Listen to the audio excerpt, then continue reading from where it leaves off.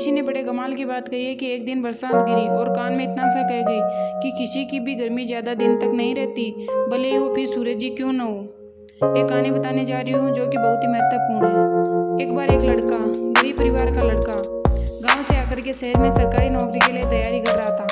कुछ परीक्षाएं दे चुका था, कुछ परीक्षाएं बाकी थी। एक दिन खुशी की बात हुई, उसके पास में इंटरव्यू के लिए कॉल आया।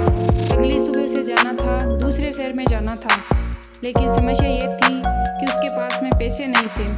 इसने अपने घर में ढूंढा तो मुश्किल से 50 रुपये मिले। गरीब परिवार का लड़का, पढ़ाई का खर्चा, शहर का खर्चा, समझ में नहीं आ रहा था क्या करे। दोस्तों से उधार भी ले रखे थे, उन्हें भी नहीं लौटाया था, उनसे और मांगे तो शर्म आएगी। अगली सुबह हिम्मत करके एक जोड़ी जो नए वाले कपड़े थे उन्हें पहन के, अपने कागजात थे उन्हें लेकर के बस स्टैंड की तरफ चल दिया। सोचा कुछ न कुछ तो कर लूँगा। ऊपर वाले को धन्यवाद भी दे रहा था कि ये क्या कर दिया मेरे साथ। लड़के ने सोचा कोई जान पहचान का मिल जाएगा, लिफ्ट मिल जाएगी, पहुंच जाएंगे, इंटरव्यू दे करके आ जाएंगे। बस स्टैंड पहुंचा, वहाँ पर उसे कोई जान पहचान का नहीं दिखा। बस में चढ़ने के लिए उनके पास में किराया नहीं था। लड़का उदास, परेशान, निराश वापस बस स्टैंड से बाहर आया। आकर के देखता है पास में एक बड़ा सा मंदिर था।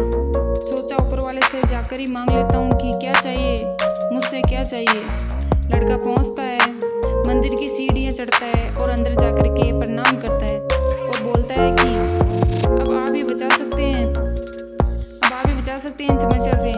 उतर के सीढ़ियों पर बैठ के जूते बांध रहा होता है तो देखता है कि पास में एक फकीर बैठा है और उनके कटोरे में बहुत सारे पैसे रखे होते हैं। फिर से मंदिर की तरफ मुड़ता है और कहता है कि वाह कमाल है देव, जिसको चाहिए उसको दे नहीं रहे हो और जिसको नहीं चाहिए उसको बहुत सारे दे रहे हो। फकीर सब कुछ समझ जाता है और पूछता है कि क्या हो गया, कोई परेशानी है क्या, मदद कर सकता हूँ तुम्हारी। तो लड़के ने कहा बाबा आप क्या मदद करोगे, आप तो खुद ही मांग करके कमा रहे हो। तो फकीर कहता है कि नहीं, मांग करके नहीं कमा रहा हूँ। इस मंदिर में जो आता है वो इसलिए नहीं दे करके जा रहा है कि मैं मांग रहा हूँ, इसलिए दे करके जा रहा है कि उसे पुण्य कमाना है। मैं तुम्हारी मदद कर सकता हूँ, बात क्या है। तो लड़का बताता है इंटरव्यू देने के लिए जाना है, 500 रुपये लगभग चाहिए, कम से कम चाहिए। तो फकीर कहता है मुझसे पैसे ले जाओ, मैं तो एक टाइम का खाना खाता हूँ, बीमार हूँ, इसलिए कुछ दवाइयाँ चाहिए, बाकी पैसा खुद जाकर के मैं शाम को मंदिर की दान पेटी में डाल देता हूँ। लड़का विश्वास करके लेता है, फकीर की बात का पैसे ले लेता है और बोलता है बाबा जब मेरे पास आ जाएंगे लौटाने के लिए ज़रूर आऊँगा। तो फकीर बोलता है कोई बात नहीं, यही बैठा हूँ, कहीं और मेरा ठिकाना नहीं है।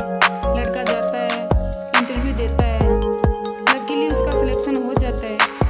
खुश होकर के शाम को वापस वो लड़का अपने शहर की ओर आ रहा होता है तो सोच रहा होता है कि बाबा को धन्यवाद करूँगा, उन्हीं की वजह से आज चमत्कार हुआ है। पहुँचता है उस मंदिर के पास जो तो देखता है कि वहाँ सीन ही बदल चुका है। वहाँ भीड़ जमा थी, लोग इकट्ठा थे। उनसे पूछता है कि क्या हो गया है। तो एक बंदा कहता है कि एक फकीर की मौत हो गई है। भीड़ को छाट करके आगे पहुंचता है तो वहीं बाबा जिन्होंने मदद की थी मरे हुए पड़े थे। एक व्यक्ति कहता है इन्होंने आज दवाई नहीं ली, शायद पैसे नहीं रहे होंगे इसलिए चले गए।